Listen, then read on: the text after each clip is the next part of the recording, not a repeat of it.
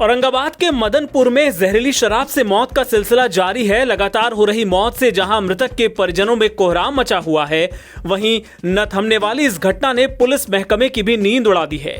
परिजनों ने बताया कि ये लोग शाम में शराब पीकर हरियाणा से आए, उसी वक्त इनकी तबीयत खराब होने लगी। सभी की मौत एक ही प्रकार से होने की बात कही जा रही है।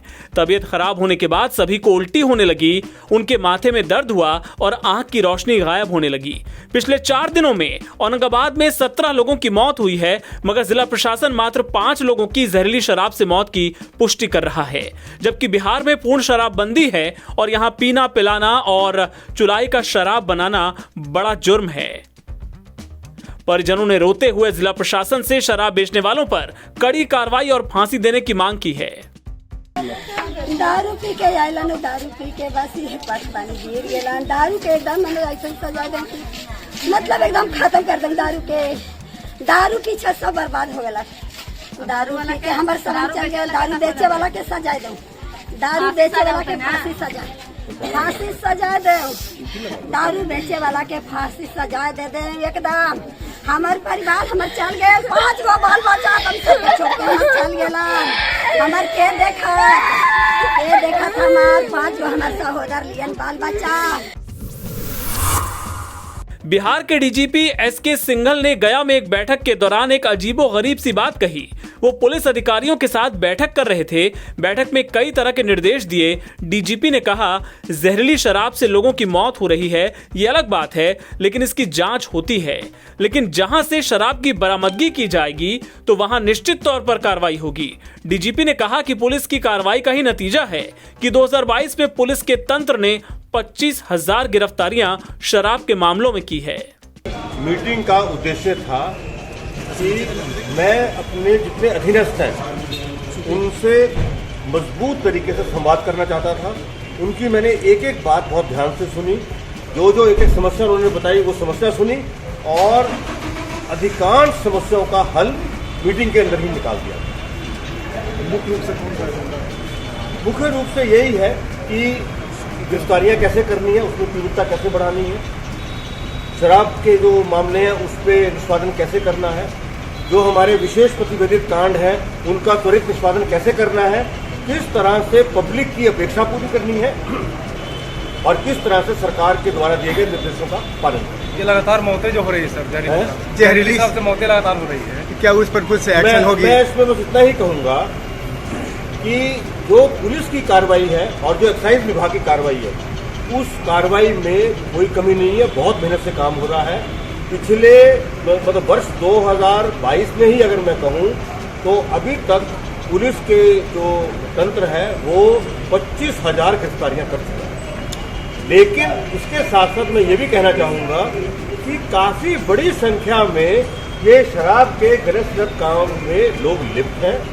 गिरफ्तारियां भी खूब हो रही हैं, लेकिन बेल भी मिल जाती है। वो पुनः उस काम में लिप्त हो रहे हैं, उसकी वजह से कुछ दिक्कतों का सामना करना पड़ रहा है। लेकिन हमें पूरा भरोसा है कि जिस तरह से पुलिस और एक्साइज डिपार्टमेंट मेहनत कर रहा है, उस मेहनत के और अच्छे परिणाम निकलेंगे। भोजपुरी के सुपरस्टार गायक अभिनेता पवन सिंह और उनकी पत्नी ज्योति सिंह के बीच तलाक का मामला चल रहा है। इस मामले में आज दोनों पति पत्नी कोर्ट पहुंचे, जहां दोनों के मामले की सुनवाई हुई। पिछले दिनों इस मामले में पवन सिंह की पत्नी अकेले कोर्ट पहुंची थी, वहीं आज दोनों पति पत्नी आरा के सिविल कोर्ट पहुंचे, जहां जज के सामने उनके तलाक के मामले की सुनवाई हुई। पवन सिंह के आने को लेकर हजारों की संख्या में उनके समर्थक सिविल कोर्ट के बाहर मौजूद थे। उनके पहुंचते ही भीड़ अनियंत्रित हो गई। जैसे तैसे सुरक्षा कर्मियों ने पवन सिंह को कोर्ट के अंदर पहुंचाया। बाद में उनकी पत्नी भी पीछे से कोर्ट आई। न्यायाधीश के समक्ष दोनों ने अपनी अपनी बात रखी। हालांकि दोनों को अकेले कमरे में ले जाकर जज ने दोनों की बातें सुनी, उनकी काउंसलिंग की। बाहर निकलने के बाद वकील ने बताया कि दोनों लोग अब एक दूसरे के साथ नहीं रहना चाहते, जिसको लेकर अगली तारीख मुकर्रर की गई है।